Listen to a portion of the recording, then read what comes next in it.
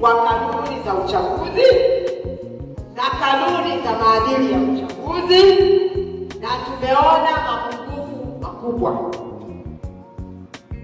Kanuni za maadili zinalazimisha vyama kusaini maadili kwa makubaliano yanayokiuka katiba,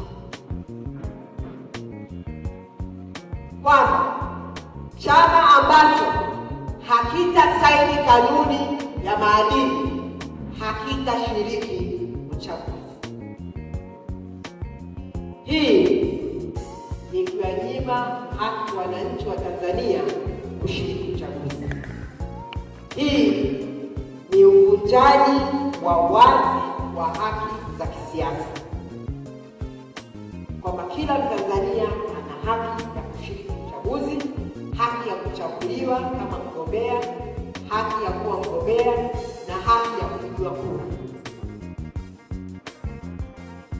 Kwa hiyo ninaomba niwaarifu kwenye mkutano huu kwamba chama cha ACT Wazalendo kwa kushirikiana na asasi za kiraia kitafungua kesi ya kisheria kuzipinga kanuni hizi kandamizi.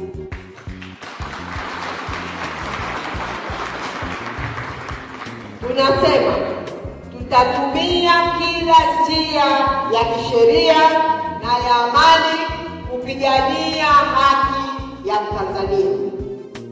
Naomba nirudie. Tutatumia kila njia ya kisheria na ya amani kupigania haki ya Mtanzania.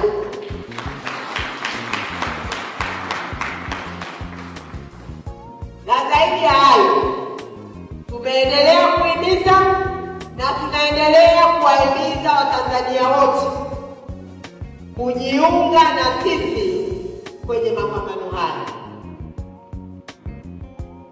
Hatutawahi wala hatutakubali kurudi nyuma